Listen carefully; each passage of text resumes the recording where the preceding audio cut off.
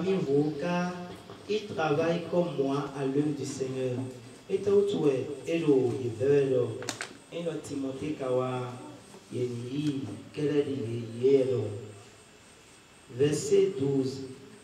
Et donc, pour ce qui est du frère Apollos, je l'ai beaucoup exhorté à se rendre chez vous avec les frères, mais ce n'était décidément pas sa volonté de le faire maintenant.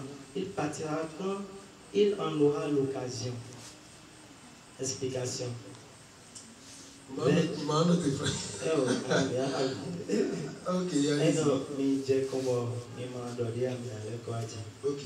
Verset 17. Et donc je me réjouis de la présence de Stéphanas, de Fortunatus et d'Achaïcus. Ils ont suppléé à votre absence. Et le verset 18 aussi dit, car ils ont tranquillisé mon esprit et le vôtre. Sachez donc apprécier de tels hommes.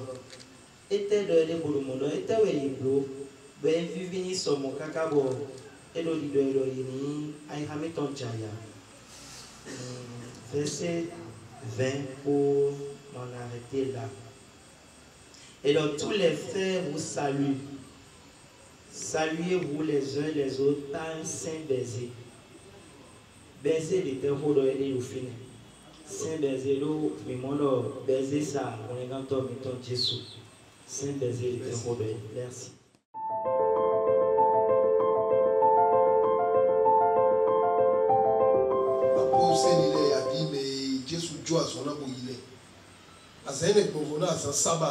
Sabbat samedi le sabbat et samedi. Bon, when the Jésus m'a samedi ouais no ici c'est ouais no pli. Ouais pli mais oui les temps. Kabo Jésus doit samedi le no pli. Mina fini le moment when the Jésus qui a son bonhomme mais doit son sabbat. Bon de mille et you pour nos sabbat. C'est-à-dire Emile doit chez moi dans Pio. Il est le chef du sabbat. Bon, nous avons nous comme là, et bien nous avons à moins de nous nous écoutons vendredi, nous avons dimanche. Il y a des gens qui ont sabbat na wa, nous avons dit non, satiji na sabbat ma wewe. Il y a ganda le tio, il y a gawa tio, nous avons vendredi là. Nous avons 6 heures du temps. Alléluia. De 9h à 15h. To satinoji. Bon, des gens to bodo et yo. Vous avez des faux yo. Ben des faux yo. Bon, et boyi chavilo. Bo chite. To ekeyi sebe. On vient célébrer la victoire de notre Seigneur. Mais toi, avec ça, on sait que et dit de Dieu sur ma coupe au fond, toi, c'est toi, tonton. Mais Dieu est tard. Bonne vie, il y a un de autour de nous, mais vous détaillez. Tu voulais les tout. Ne vie, il y a. Je sais pas, vous dites que tu as un moyen, toi, c'est un bébé. Les gens ont un moyen, ils ont un moyen. Justifié. Donc, when they just coup, maintenant, fini le monde, nous les samedi, à Zantita au 7 ans, ils font. Alléluia. Luc de Royton. Luc 14, premier verset.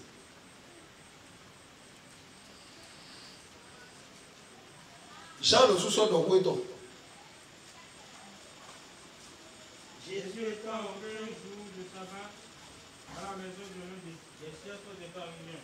Maintenant, mon d'abord, il y a le sabbat si à Zang Betofré. Donc, et bien, oui, Dawe est tombé. Pendant un repas, Dans d'autres grands bouts, t'es mouru de Tofré. les Pharisiens l'observèrent. Fallait s'il est au point. Et voici, Beaucoup. un homme hydrophique était devant lui. Jésus prit la parole et dit aux docteurs de la loi et aux Pharisiens, est-il permis ou non de faire une guérison le jour du sabbat? Ils gardaient le silence. Alors Jésus avança la main sur cet homme. Oui. Le guérit et le rend. Voilà, mais bon, donc, ça y est, ça va ser ça, ouais. Eh bien, c'est bien, mais des macabois, nous, tchaou, nous, codé, nous, mais, nous, awa, bon, il y a 5. On a payé tout pour le les cacabos sans coup. N'a déjà goûté tout samedi, à dada, il tout vendredi. À matin, avant de doit tout samedi, le soir. À trouver ton yam.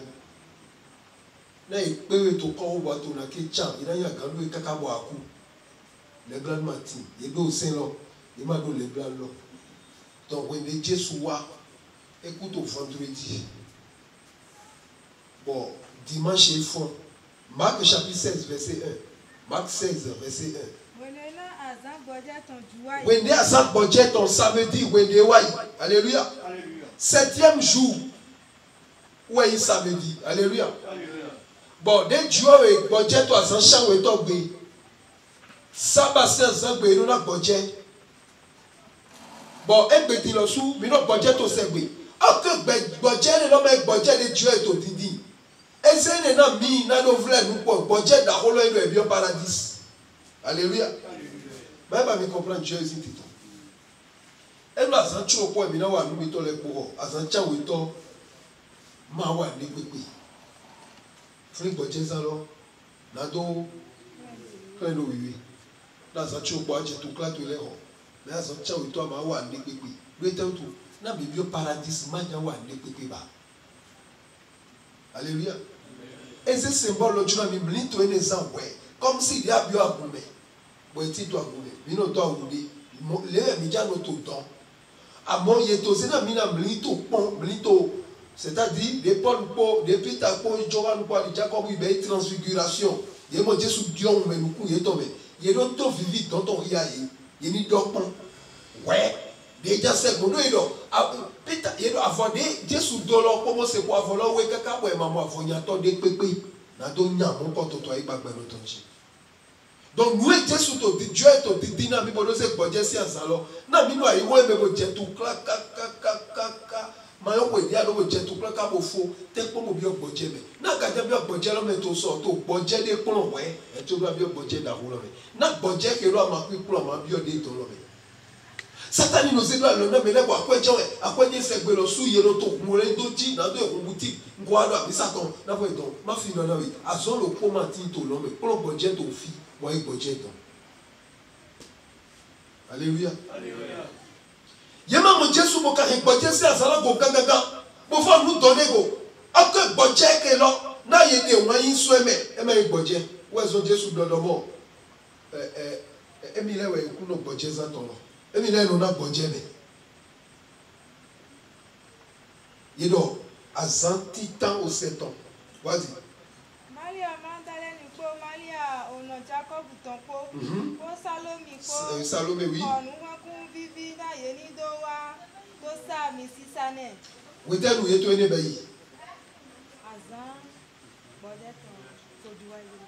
Alléluia.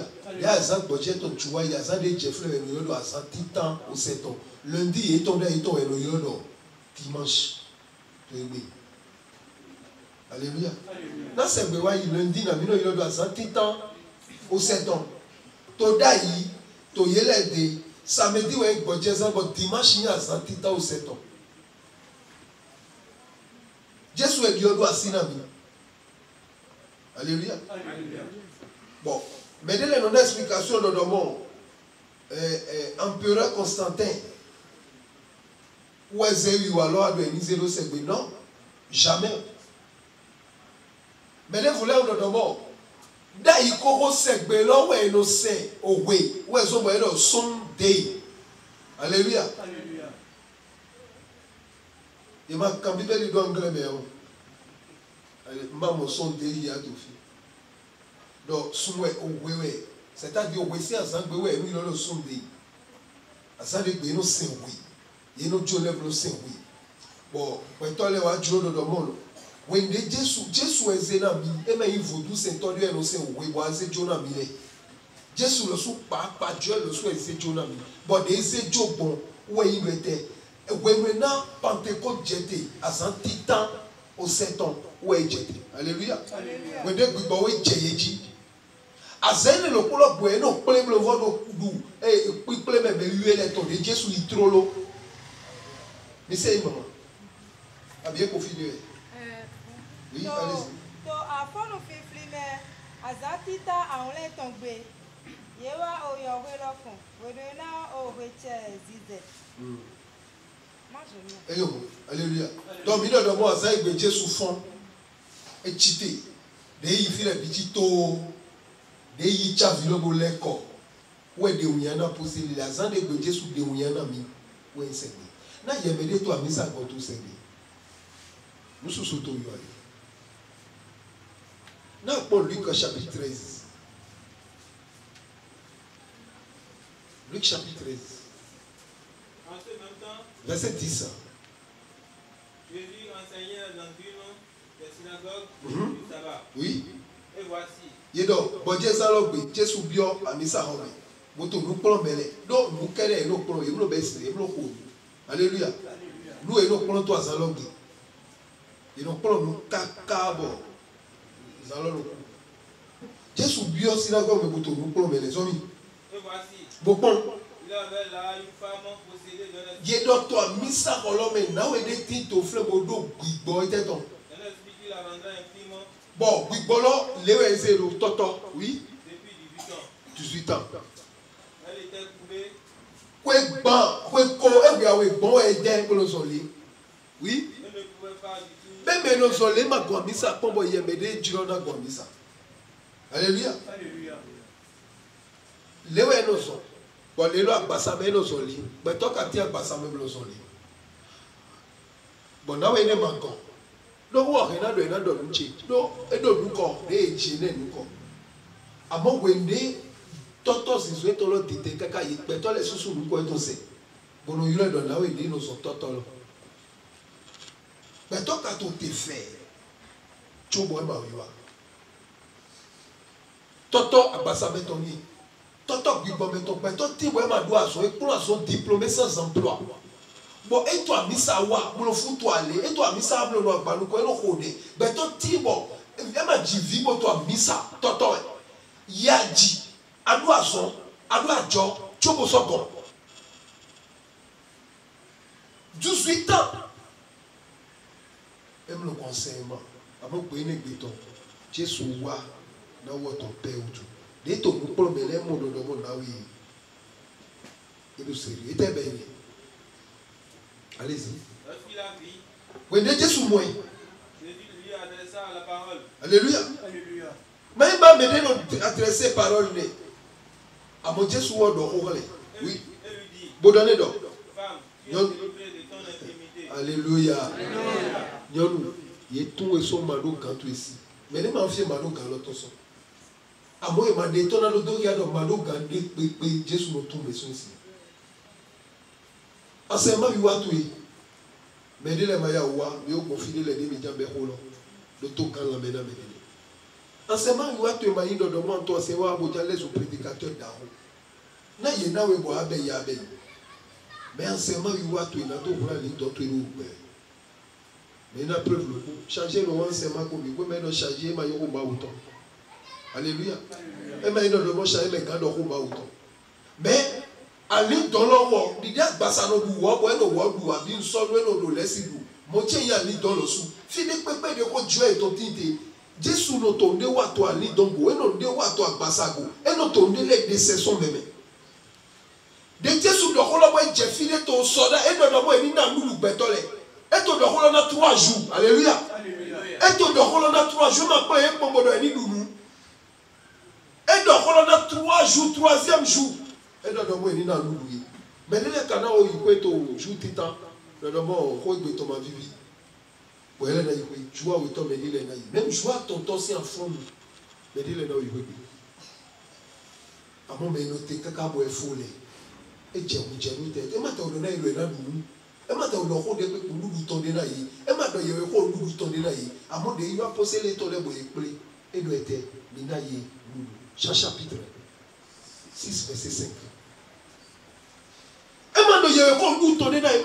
Mais ça n'a pas fait donner si roblo. Mais il y a donné si roblo, si c'est blanc, il y a donné métolo. Ayant levé les yeux, Oui. et voyant qu'une grande foule venait à lui. Deuxième coup de caboué, soupe pour aider. Jésus dit à Philippe, Et dans Philippe là. Ouah, j'ai des ronds, nous. Imaginez dans le monde des moutons bibliques. Tu es là Gabriel. Pour le fier il est terminé ben il va aller là il est. Alléluia. Dès que nous avons un conseil des ministres de futur, nous avons un conseil des anges.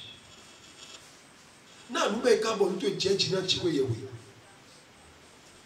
Et nous avons un judge na Yesu. Il faut que si tu fais ce qui plaît à Dieu, Dieu fera ce qui te plaît.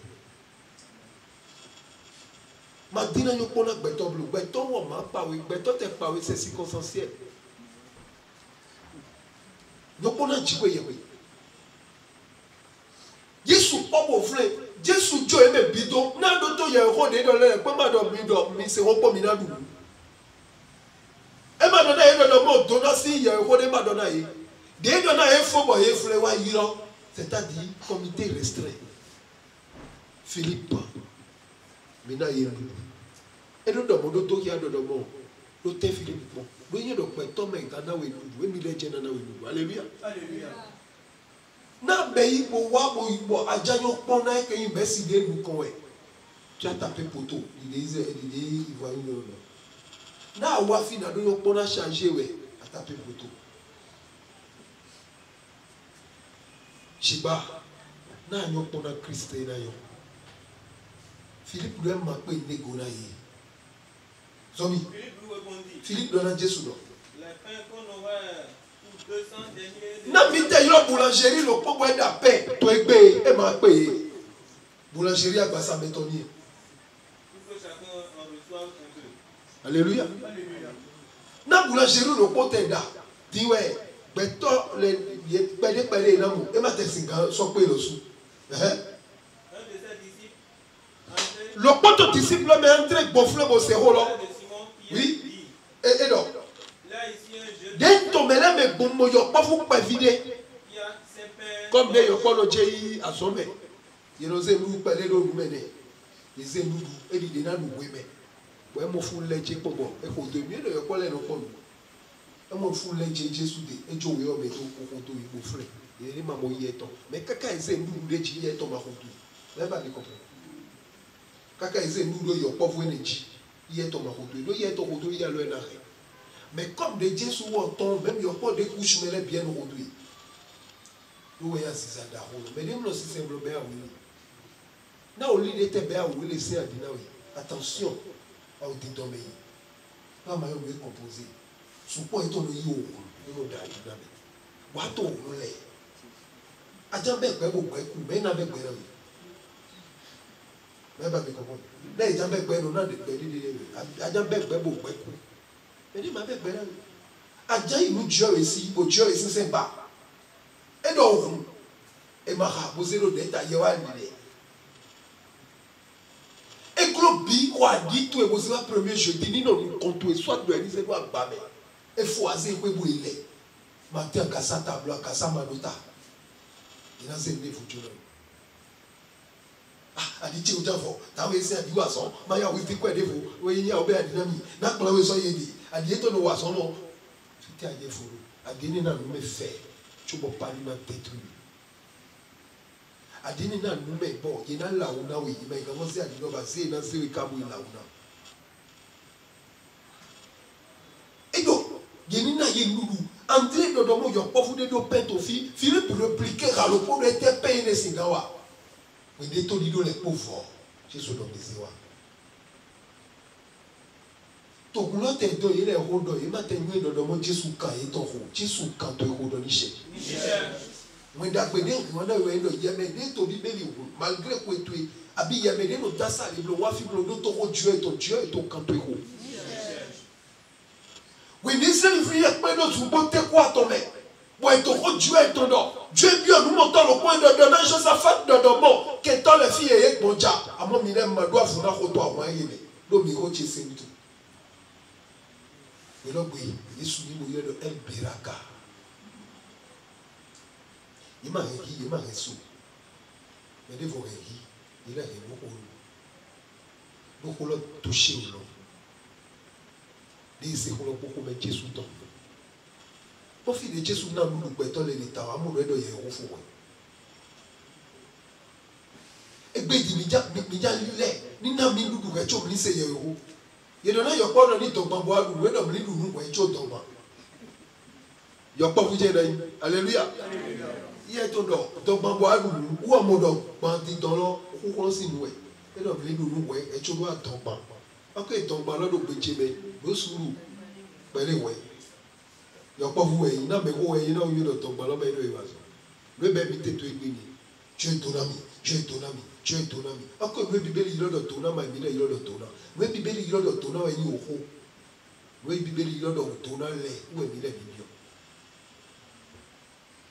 Jesus dit ma te rode et tout pa na auto lo auto o do yo si ho lo ni ezepe no tu do mi do ni si an alléluia Jesus do faites-les asseoir. ni ze si an Il avait dans ce lieu beaucoup d'herbes. na me de ma si an ye ma je veux le masupoto frère, c'est-à-dire et rien n'a pas bon dans honte aider à mani dodo mo be aussi les matin to e to chimedon ndo albana ndo palpa ndo jesile iloji alléluia et jesile iloji do sile to chime o que si ele na nettoyer ton po e me gan gan so bonné e gbe we na nettoyer mi po la mi didi ma didi we na gan so bona mi we na nettoyer mi ou e applique quoi beaucoup bougie nettoyage. C'est qui là? Premier jeudi ici, nettoyage, mais pas guérison. Non, ton monde mais doit rien son bois, million d'euros de thé. Allez donc. Non, vous dites que vous basez pour le premier jeudi, c'est possible que vous dites que le nafio y est dans l'eau et boire ça, l'eau et d'accord. Nettoyage carré. Nettoyage. Avant récho. À moi, ça est bon. À nous, nous Jordan, mais il était nous nous a bien me la ou Jordan, do écoute, Jordan n'est rien son bonheur ou when il y a qui Dieu est ton moto, il bosse quoi l'idée, il est bien autant mais quoi qu'il en pour au tolo mandoa, oui, il y a rien son bonheur titan. Alléluia. When nous dirait aussi ça, when il ne demande, elle est jouée à Tchèjoun Elisha, et puis il bon dans la main, pour faire quoi ou bobo, il y a rien son bonheur. Tandis que Jésus a dit il a dans le coup. Parce que et ton coup, il doit tomber. Tout ce qui brille n'est pas de l'or. Non, détrompe-toi. Mais quand on demande, il y a mes soupons. Non, attention. Mais toi, tu as mes soupons. Tu as l'homme et il Jésus bénit au bas soupons, au frère, moi, ici. Il s'agit donc au nombre d'environ 5000 hommes. Na Jésus dit le sien. Sien. Il y a pas de jamais boire quand le sien. Il va pas bien comprendre. Kaka Jeffrey m'a dit il y a quoi nous temps. Kaka no niveau quoi ici, il y a un quoi de faux. Imaginez il y a un quoi de 3 jours. Bon yo do parler de monsieur Santo et lebe. Tu as ni quoi challenge na. On me le pose na ya o point do yo achi. Il fit na ka ko yo yo bi. Bon, il va se dire, alléluia, mais tu l'as, mais tu as aussi un mot de ton amour. Mais il est là, bon, mais il n'y a pas de temps à me dire. Donc, quand Jeffrey m'a donné, non, il doit nous attendre au vivant. Il nous hono, l'eau de nous vivant et à nous. Chiba, il m'a donné nous quand Jeffrey, donc il faut qu'il faut conscient. Bon, il est conscient. Tu vas dire, choisir. Et c'est Père, oui. Rendit grâce. Pour tout pain. Elle a distribué à ceux qui étaient assis. Alléluia. Mais l'aide. Alléluia. On parle pour un Jésus dans vous.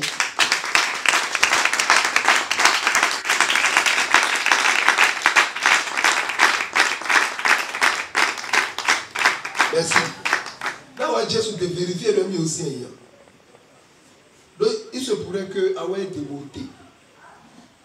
Mais non, mais écoute, c'est l'endurance. Il me sait. Ati. Mais il n'y a aussi. Alléluia. Non, mais il y a quelqu'un qui a été aux ouvriers, il y a des gens qui ne sont pas ici, quoi, moi, ils sont messieurs. Le voir, mais endurance, mes filles. Diawa, Asien. Ah, ici, si l'homme est Asien, bon, tiramo. Ah, ici, il est en haut de midi. Asien, il te roule encore. C'est un beau tirant, c'est bon.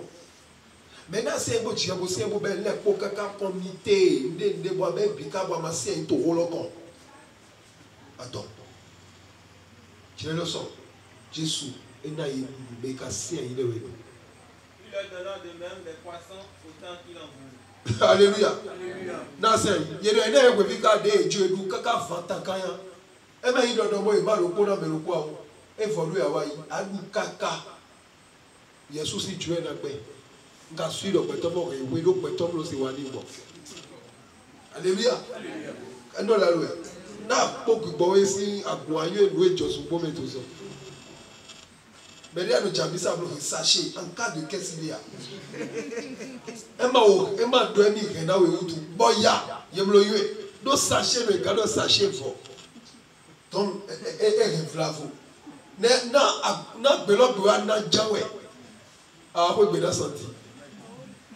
Donc Jésus est de telle manière que en quantité suffisante. Malgré nous, kaka nous me disciple pauvre mohalopo et kohawiawi. Donc il est bien service. Il remplit 12 paniers avec les morceaux. Merci. Et tu devant remplir 12 paniers. Mais il t'offre un beau d'aller. Il est méga. Donc mais le point nous da, ou toi et nous. Mais le point nous da, ou toi et nous. Mais dans le lait, Jésus m'a dit et tout. Il est mima. Comment il est souci. Il doit me noter. Il est dans le cas, il est Awa Dieu il demande un calcul nos saints. Saint lui avec un cœur dévoué. Alléluia. Donc, à Zantita au 7 ans, Dieu souffre. Pentecôte jour là, à Zantita au 7 ans, et Bibawe et Djeté. Acte chapitre 20, verset 7. Réunion, so we bon Bibawe Djeté, réunion de pépé de n'appelé, nous va être au sababa. Il y a Ancien Testament, le Nouveau Testament, c'est-à-dire nouvelle ère. Alléluia. Il faut que nous donnions nouvelle ère. Continue. Le premier jour de la semaine, À 110 ans, 7 ans. nous étions réunis pour rompre le pain. Nous étions réunis pour rompre le pain. Comme il devrait partir le lendemain. Merci, mais il y a un homme de il faut me Azantita en l'air tombé. Le nana nous plantons les plus de corps n'a d'aucun cla. Paul ou de Yahoo Naye. Boula ou n'a d'enfant ito au sol. Merci. Donc, à Zala Boyano Play, n'a eu de clanca, c'est-à-dire c'est Béno Béno. Alléluia. Azan, Titalo. Azaïn est là pour confirmer encore. Azaïn est là pour aider le mot et ni c'est-à-dire réunion. Oui, oui, béton. 1 Corinthiens chapitre 16, verset 1. Pour ce qui concerne la collecte en faveur des saints, agissez, vous aussi, comme je l'ai ordonné au début de la Galatie. Oui. Que chacun de vous, le premier jour de la semaine, mette à part chez lui ce qui pourra. Mais bon. Oui. Et dans le nom déjà, ni te pas posé là, nous est nasé, on a do, boire le nom, mais oui, nous étions un chichot au Wilon. Alléluia. Merci, Seigneur. On est blanc au tololé. Bon, Jérusalem. Mais titan de Israël, de Jérusalem, frère, ouais, mais où y a où il est ici, chez nous. Il est tinto. Le premier de Ronami, capitaine de Bénin, Aka. Alléluia. Il est tinto Aka, mes frères, frères. Donc, Agabiso Dododai, Acte chapitre 11. Acte chapitre 11, verset 28.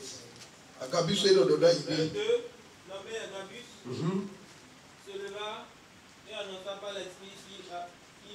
Wene eto si sebe eto welo lenu. Mais le poto eme le yon Agabus, nous ni mo eto edo la men ose. Où va Paul te boyi sentuye, Paul to dobla odi. Dieu enek bi bolo bo edo eno jo.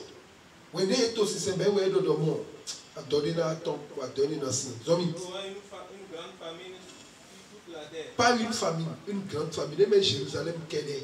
Oh, pelo. Blibou. Tant de crises énémérées. Paul va prendre béton et le nisson quoi le nom de Vivienne. Et tout. Dans les. Alléluia. Collecte pour les saints. C'est-à-dire tant de crises. Imaginez dans le mois à tonton. Bon, Doudou Lossou, Emma Boaou. Emma yi, Benekere. Pèlant mes blébou. Bon, mais les soins de l'aide de moi, il y a ni jokwe, abi ni molesi, abi ni moni. Bon, nan nous. Pasteur dit au pas d'aromé. Alléluia. Côté il a le côté avec Jésus. Imaginez il y a jo chaku quoi tata pour nous le jo. Il nous met dossier hoho. Le chaku pas vieux militaire bon bon. Il doit dire quoi ton George. Kaka jeudi chaku quoi bon fou. Bon il faut le nier à l'ogo. Et néo. Et bien nous coutons. Alléluia. Adoptons sur toute la terre. Aïe ballon blébou. Tu vas pas le ployer de l'homme. Mais oui, venez les titres de Jérusalem. Il est flié à Roncan. Alléluia. C'est-à-dire, Paul lui donnait à son et mené au tchèque, nous qu'on a mis. Mais il n'a pas oublié. Mais il ne doit pas le bon. Paul le flié de l'homme, mais il est au bas du dos et au caca et au miroir. Les saints. Il me le couche au saint. N'a ma croix, il fait serrer le croix. 1 Corinthiens chapitre 16, là, il doit croire. Les saints. Non, mais il saint au fils. Peter, il saint au fils. Jacques, il saint au fils. Il est le coup. Il est le saint.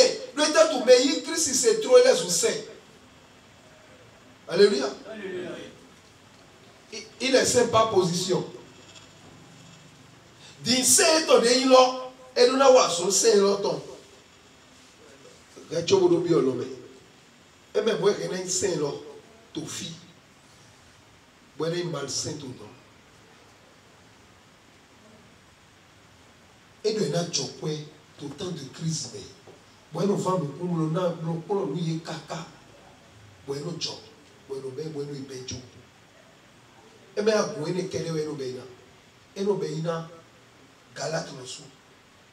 Akunde to Galat. Galat amle. Eno dona ido biluna na kwelo. Eno dialo china eno polo lui kaka we do me dem lo na kwepo.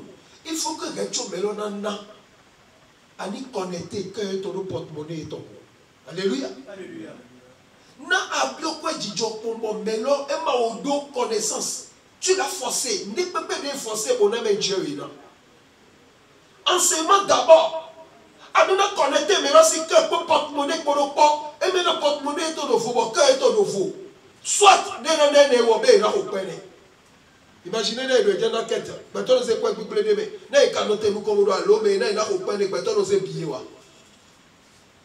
Parce que son cœur et son porte-monnaie ne pas. Récho anayi à quoi tu me décides de Dieu est tombé. Récho bon enseignement de l'éthique. Bon mais l'on a nué. Récho bon a nous connecté. Nous disons même moi et na toi quoi les doigts pour les mains. Mais toi tim surtout maman les là il doit dire na quoi ouais j'ai fait là j'ai il doit y faire. Mais il nous d'adore. Parce que mes gars tout quoi l'autre mon bel programme est là. Tiens guider ce programme est là tout le coup. Mais côté il y a là on fait des yates des avions ligne de bon il faut que il tourne tout dodolo. N'est qu'à il tourne tout dodolo de fidi. Ah alléluia. Donc il a il pas.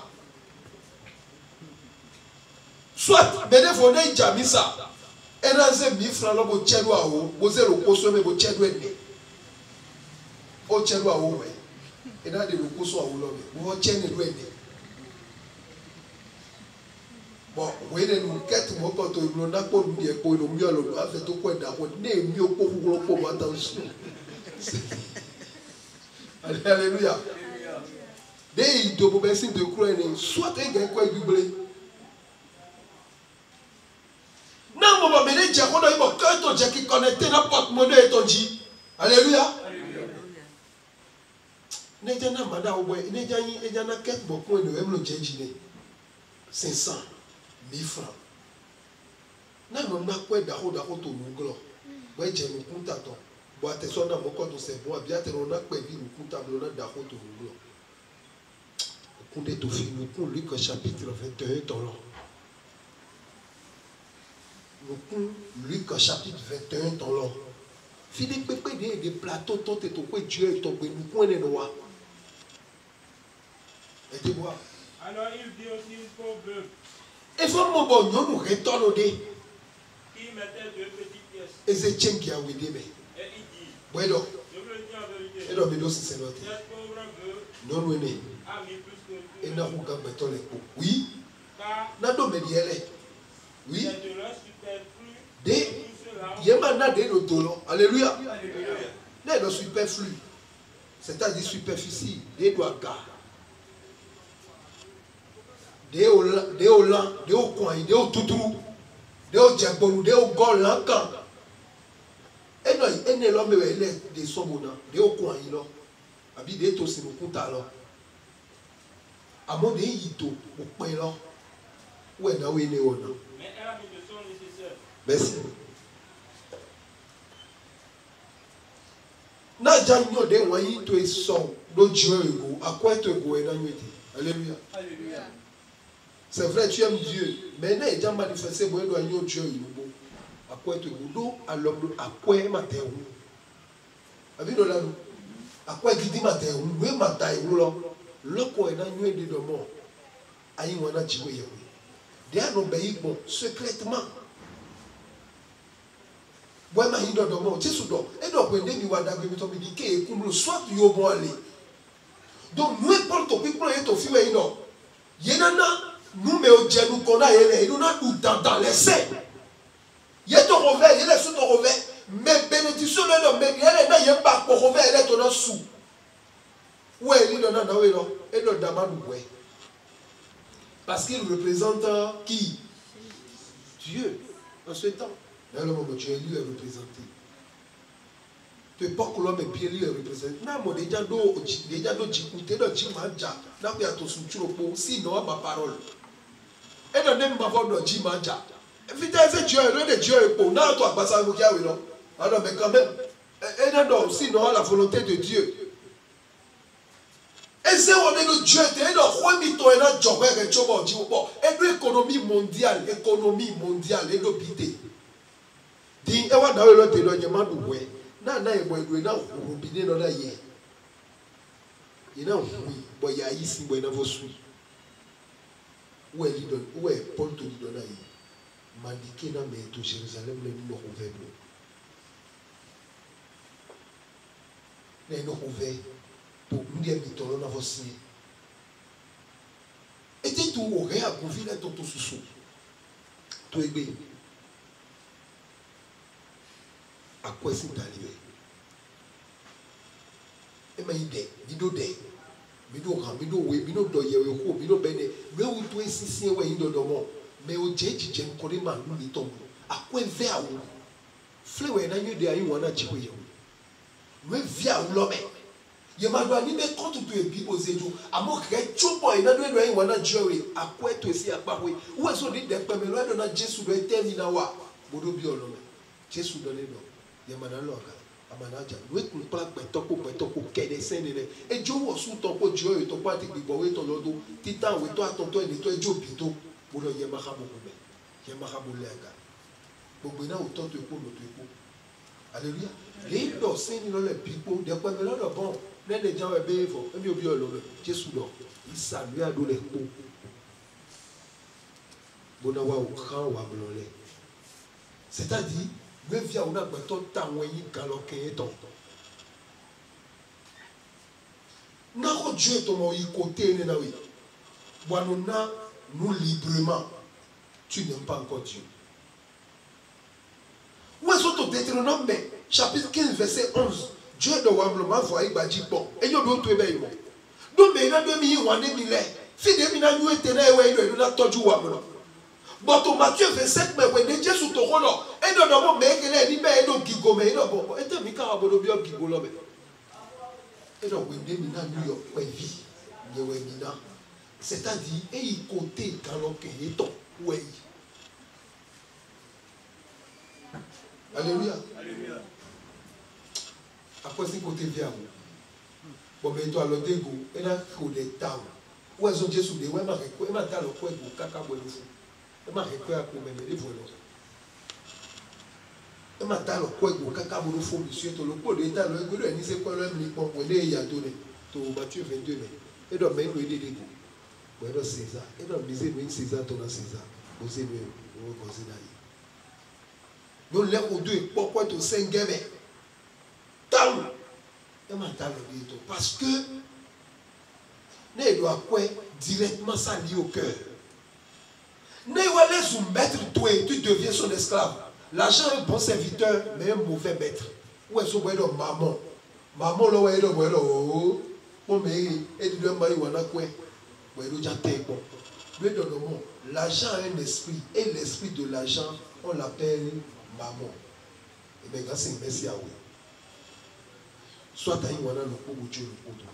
Donc Paul Dodomon il n'y chokwe il n'en a pas eu. Dès qu'il a chokwe là, et Dodomon m'a dodo et domé il est de quoi mais les pour nana. Et Dodomon il n'a pas si temelo et ma indo wende et wawe na je na ula uda il sokwebe. Bonasewa. Bon wende et tourné nana librement et ma indo yebide ka wedu game. Bon et tu es ni ula uda sokwebe. Yemlo na kwa ni leblo bio chengi. Alléluia. Du bon vieux bétonné, na yeze ket losi akba. Receta kloka ya akba ko no jebo dona. E mi ye chengi. Bala kwa bi blessé de me mo je kwa da mi. Bula uso kwa gbe. Soit ne jambe dodomo ye ni chekwa ile.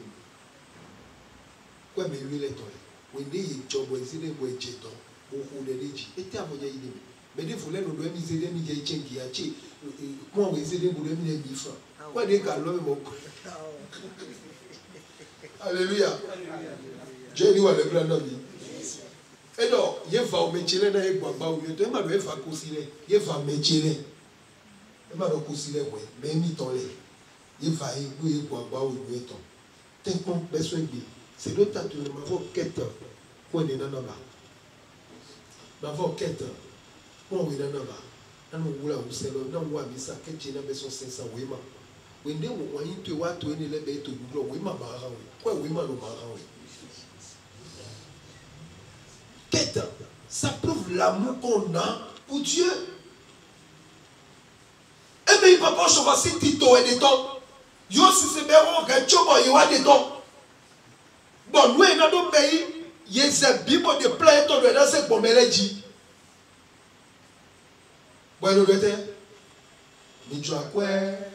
Oui, oui, longtemps.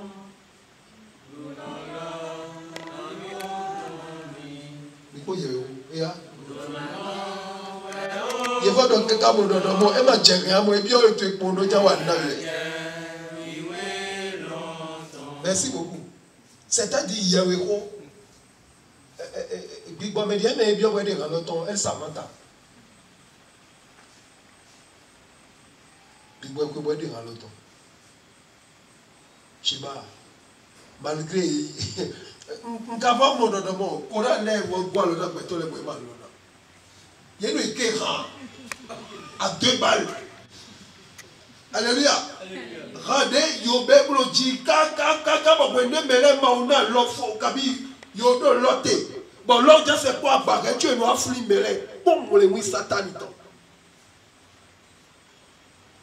ne le titre à couleur bon mi dilué ne de ya hofo dai yelo na chechu de mele bon le tabe ko do holoji ama di me to yeni te je ko ni do nuku iwelo po mi vemele le ni ode. Alléluia. When they made us a holo, they are Baruquan was when they were. Don't ever can be the market. And I have Boji. You not tell me who the Bupiano or Juju. But I may be like when you look at top flavor, Titanias a holo, one no one law, where Janny be confession. Which I do not share the one on them. So you told me, though I had better reasonable on the good Tomo Monica, Mueto and Ado. Shiba. Mais te jelo ni te jabo koli jepo ni do me ni hode ni jipan me ni lo hode e pofuna me lo sui mu eto lu bi alogo ni titiluye Coran wane mai ga consent be ga ene jibodo lu free me le kakabo yi do chakwalo bo ibo e te engle mi ko pa ti to free mi na jira ijo mi do khalo pe donano wa yi okulu no e ma do besu e kwa to eto je crois mais les temps oui au longtemps et ne wam ye monuklu jebe so l'homme de attaché galoket na ka tu e kontiwe jawe pas diwe jamo no kru jayego Paul ekpolo mi egbe do mo pour les saints e me akpoli no do na ejoba akpoli no vo bu o hewe so me le po ma ja me bu la do akpokwe me de le ti bo na ya akpokwe du ye na jere e na igodo gogo Alléluia na to akpokwe du me ya do na du a jere non seulement a jere o to be na jere me de le ti bo e do na du na e ma du akpolo na jere akufile na vo jere Mlinyo de na discerner lego. Beto ti bone wa ye be amisa poko egbewe e do na yi frere benediction to ti wo na no ke wa. Wo ma no yi de me. Pondo eni wula uda yi. Na ikajo na ma wo no akwa no le di me le po e na. Bo me lo po ni na e me yi do mo na solo. Sa possession di de do mo to mo na non. Des pots de me te boena na go. Alléluia. Maintenant il y a kumoto wa bona quête 200 bo yeso fo bo bona 1000 francs. Abi no la lo ye ma do na selon nde melodo. Abi ye nuchi. Mais mo va boria. Verset 2. Que chacun de vous le premier jour de la semaine mettre à part chez lui ce qu'il pourra. Oui, l'idée na do boss, c'est l'homme na na welo. Selon sa prospérité. Alléluia. Selon sa prospérité. Alléluia. L'idée est de faire un cadeau à Bible.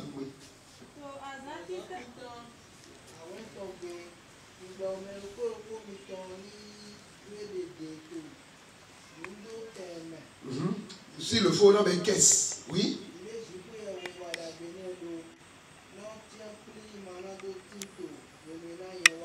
L'idée est de gagner nous. Parce que quand on monte au salon, mais maintenant les pépés, avec nos lalos, et maintenant mon coin a jamino monto.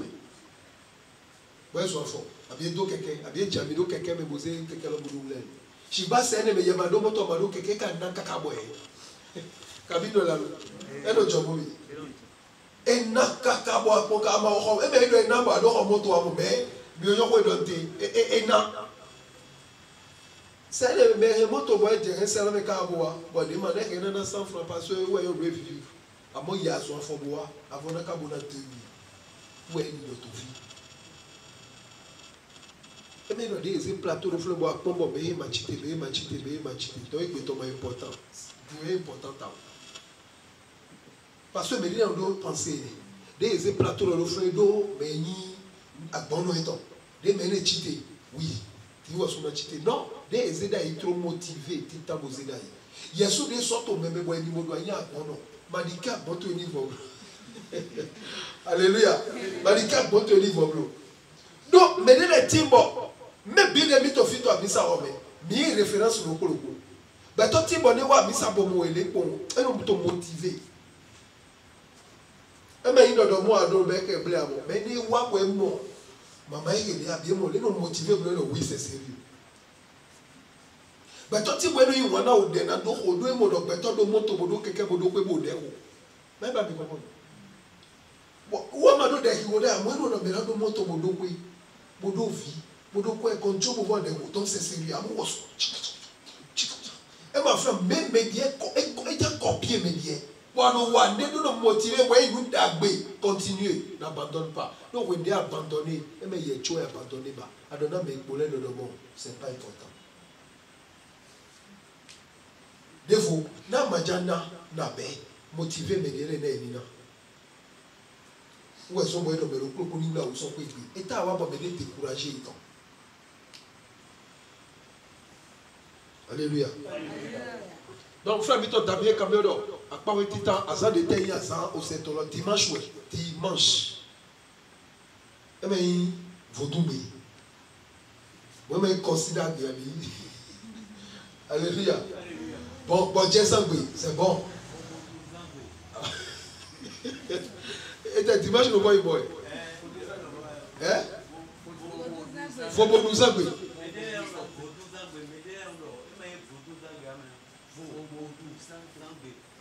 Et t'as qu'à Alléluia. Donc, et à ça, tu as aussi un temps où il y a un Mais il dit donc Jésus doit rendre victoire. Mais ouais, mais ça c'est une victoire. Avant pas aider le gouvernement pour les pompons bleus. Proverbe 12, verset 25. Et dans le monde, il a donné les pompons et on remet tout compte. Na wa tout il est tout là il est chichi. Il est bien bébé. Connecté de lui. Et Bible a donc il a mis tomber les au bruit. Na attention donc vous a. Boadja de Yego t'a dit accident. Ton a trompé. Oui, alors courant là où le pi. Secrétaire de la midi, au le pi. Ah mais quand on doit ton boulot parce que le temps c'est de l'argent. Et ma rouillé le joya. Non mais évidemment c'est ma ou ni job ni dobli oui. Abino la loi. Bon, elle est le sort de cacabo. C'est-à-dire, Daniel chapitre 1, il y a un chapitre bifo. Bobio chapitre 2. Mais. Alléluia. Amon, mais n'était donc le caca par l'autre Dieu et déjà donné là où il te faut. Il y a aussi une table à boire. Mais l'on y était un bébé yo-yo, verset de ton frère, Dieu et déjà là. C'était à Odina et caca, donc fité kadi. Même mon côté, à Odina verset le caca, mon maman. Bon, oui, mais ma y a un rôle boire de verset de Yedi Cabo, j'ai oué là de ton pour moi. Amayo ben na to fo ne na o do fo mo na o ki ado ne lo di. Alléluia. O do bo yo kia, mais ouais il verset dia didi da il on bo dia obligé. C'est-à-dire avoir les cambios la parole t'a défié. Où est-ce qu'on est déjà il no check ko libro ko ne ko. Et tel doit être et Dieu a passé do boze bibo boji. Et c'est passé dai. Boze bibo boji. Ne ibo ena voa jete boze teto. Vous voulez les taco. Où est-ce que c'est le gars pour le ou peut-être il dit mais les mouvements de ni John Kato. On sait à passer des dit mais les mouvements. Fi de jodo lo. On sait le teto mais. Abi on ku gbo to am passer au frère ko kocho. Gbigbo aso adon ko ne be de fo. Bo chite bo adi. Yena me de ho de na bo lo bon. Nous va bien assumer ton. Bon, nous et aussi dans fil de jet de na bateau mename. Bon, là il s'est dété. Mais na guna me de ou dété. Bede me de ma do mon biblo. Chenchen, e ma yo pas vous me de ton. Ya ka do ko fiba, fi di trop dimi. E ma offre do ozi. Où est-ce que na oui le jet solo na me de na do yeriko e na ho de we. Bon bien loko. E ma va aussi les edo. Où est-ce que nous y toni le tina e jendo, ele sur le temps enregistré. Il est fou. Bouchakouibi. Atiwa ti apasaro na sian. Wodoto. Ase mi do mi de. Chode yo. Ase ado ni male kablo.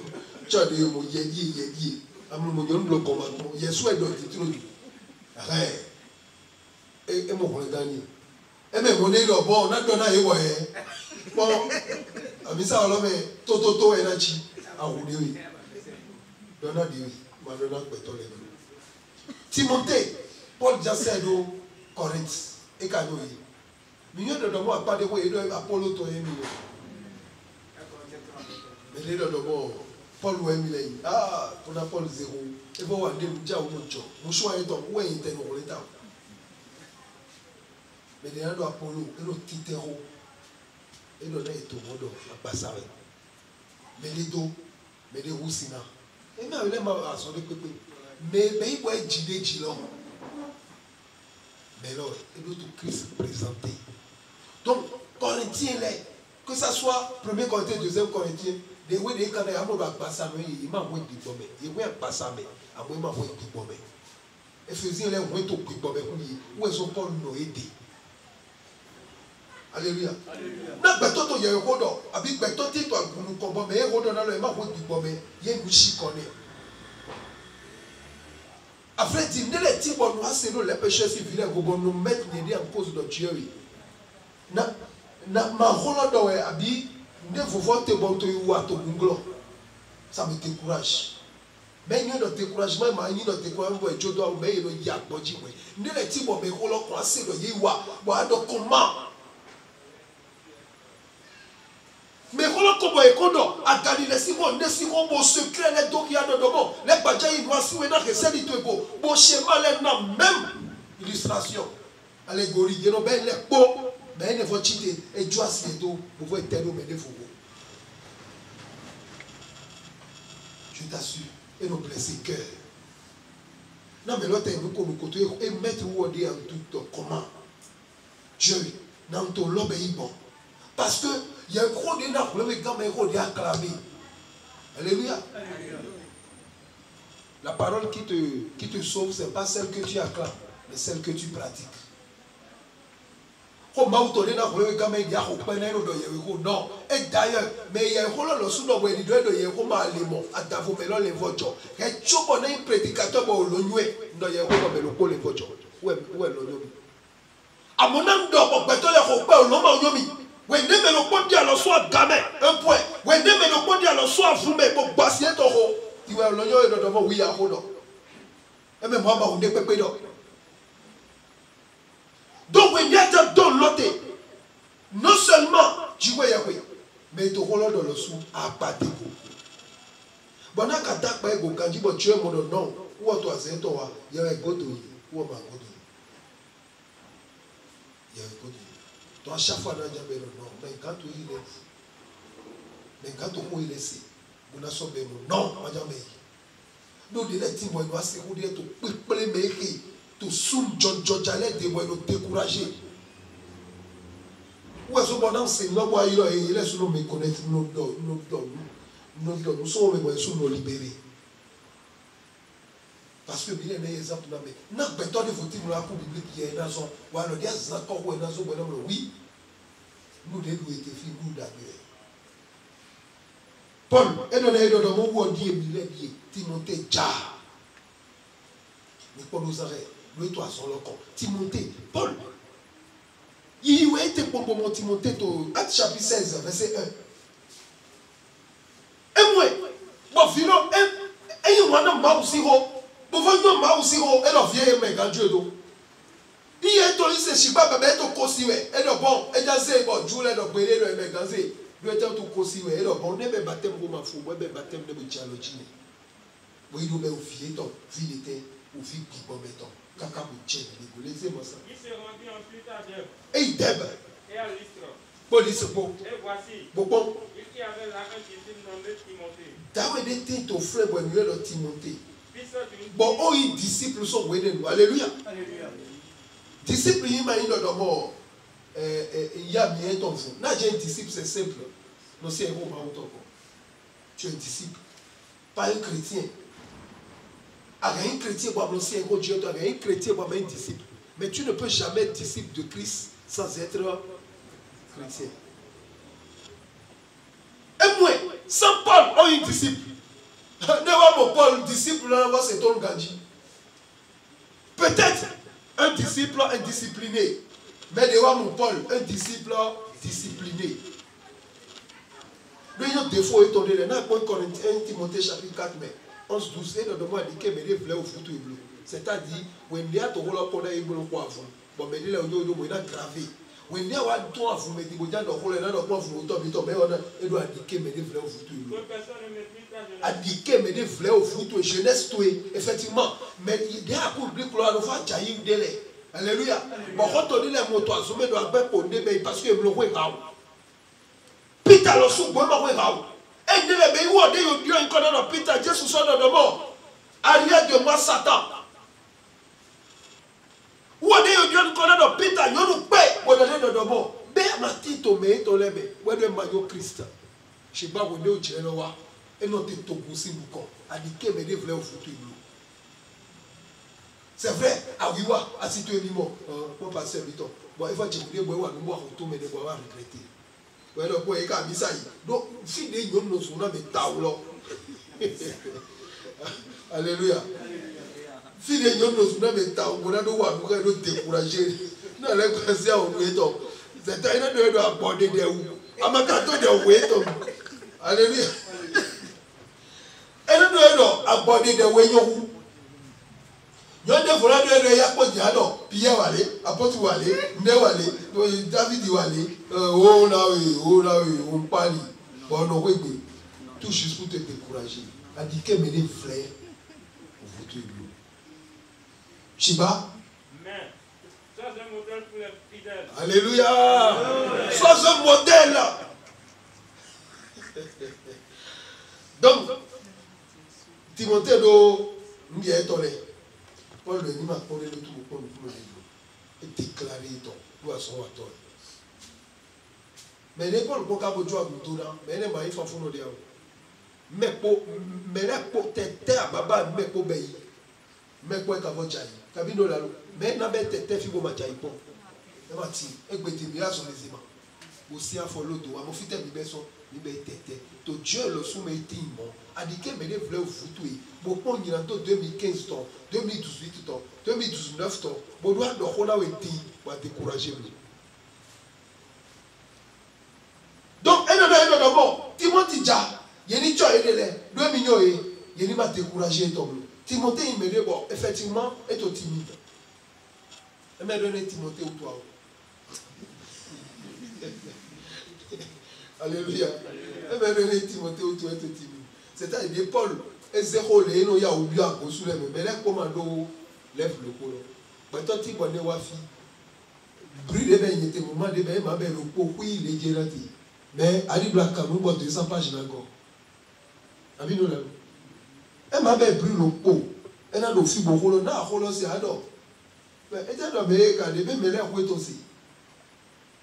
Donc Timothée, elle m'a dit Paul. Mais elle a dit bon, là, il y a on t'a donné trop, elle a voulu mais elle faut tirer les têtes de câble pour les routales. Mais elle faut tirer les berreaux, il y a un groupe qui va m'avoir, ouais, pas ça. Ou à souper, nous et les pots et dit non, Bibo Kawato, moi, Bibo, on a senti le Biboa, Bibo bien. Mais il faut ne pas tout le monde pour Bibo. Ma jugé mes démons.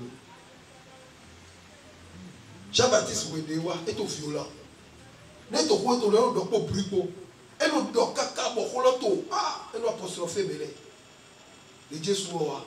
Et nous, ils aiment, moi, ils remettent ton bleu de tiré. Bon, nous connaissons, ou on suit bon.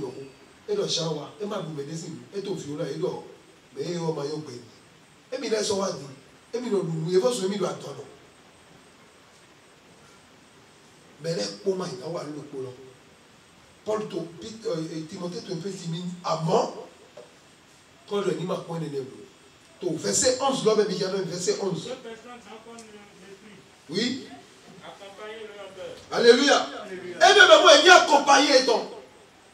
N'est-ce pas où il a mis ton nous connaît Apollos ni what connaît Apollos ben. Alléluia. N'est-ce pas où il a mis ton nous connaît. Et de minado Apollos et de Apollos de Madjadi. Donc Apollos nous melolé. Donc bon, il y a un cancuina taki. Il y a un chassi vifa so sin zozome. Timothée Dja, il y a une quoi le toi zoloko. Mais les pépés il y a un maouson. Bueno pe to kulo na quoi le et bien, moi, je vais maouson. A zone ma tito be mo via ou so maouson. Na il me disait dit ko le ko ye ko ma se ganji atelier bo sanpon. Ama il fait souder bo je nous souder ji. Me disait tu yi. Ama maouson. Mais to lu na wa ama klo to zo. Mais ta lu wo na wa do ta lo fi kele lo du me no. Mais fie to no e lo ve. Et là, donc, fille mi ton ovemi, mais cœur est ton. Amaka plomb cardiologue. Mais déjà, il faut être ton terre. Ah, on doit faire. C'est-à-dire, il y a des choses qui sont science pour pas d'avoir. Bon, il y a des gens qui ont besoin de bon, il y a des cas de avoir ma paix, il y a des Bible ou des roji. Alléluia. Il y a des gens qui quand même doivent avoir des quoi, il y a des gens. Comment se fait-il que il y a tout bon nous mon quand on job il y a eu collège Jésus était job les disciples when they say that lo ye ko de ka e be le ko we Jésus be ko to e be bi bon il y a dans bon Peter Joran ko Jacob ko dans Jésus de voiture milène il a mis passé à date alléluia imposition de main we Jésus be do le bi e de ye wa le ko de ma job Peter lo bon mo be le fon fun no le di il m'a dit mais mon Jésus est deux ou Jésus de Gojaï de quoi to lo fiche ni ba ma no se e no jai bi o mi o me e mo si e no jai bi e me nse wa video ele di ye me lo ko ma fu chana Jésus n'est pas anticipé toi le walk et pour le dire vivre ouais c'est moi que Jésus dit que nous il bon le to son disciple mu ya wuye kaka wuye ne na no bi to igbe wuye wuye ka wa kam yo Jésus do mais de okulu to ma ya akulu mi pa ke mi we nous avons bien la Bible bien tout gbigbo ma we ne ma Jésus do do gbigbo ma we mo ko to em lo yi adavu iblan o hode Jésus lo ko le ka do na ye da yi do do mo asisu no to ye ko donc pharisien na abo do mo ne ko fie to le mo blan bueno no asisu no to flete na blan na di e je yi plan de vous e puis ye te e do gbigbo ma we mo ya adavu ye blan mo hode de quelle est nuit d'ailleurs il m'a oublié blanc donc tant que l'autre job moi mais Dieu te dit ani grandi kweli ani wenugo mais dit mais quand ma uzona to bulo ma kwa loni Yesu de jawa ma uzona no besoin to bulo to e chu to buna wa kwa Dieu na na we melopo alléluia na traiter melopo ne ganji pe to supo e godo ne Beto support ce ministère Jaïbo fio beaucoup. Lui diamo beto support à l'opolo. Na Dieu y a une auto-puissance, c'est un secret. Si c'est oui, Dieu ton Dieu nous besoin. Alléluia. Na Dieu de roto ta non wa bisu no bona no khode ba beto na yo de ho. Si c'est oui, Dieu ton nous besoin. Et y a robio, y a rodé c'est bien fond. C'est bien fond si y a jouer les leçons et dire au ballon pour nous dire d'afficher entraînement abi ni ajamado na mo équipe de ma bien entraînement pour faire terrain asante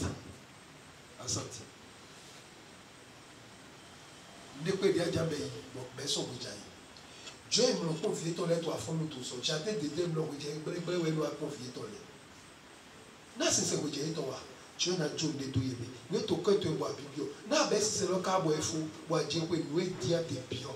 Dieu we nous dit de non. Alléluia. Ne le timbo. Na ben expérience est ton bon modèle mais. Et nous vivons na minam ton c'est mais tombé. Bon frère, bon bio. Mais tant de avion autant de na et na do accompli pour tant mort de ton frère. Alléluia. Tant mort de toi. A dégué. Et ma yido ay gawa si c'est là bon mais doit pas comme non. Avant de yewu. Bugola Allah nous bugola yewu avant qu'il y a oui. Et même là quoi de on y a au biblio ne y biblio ma. Donc tu dois nous bien te lo adona mettre ton en l'œuvre Dieu là quoi.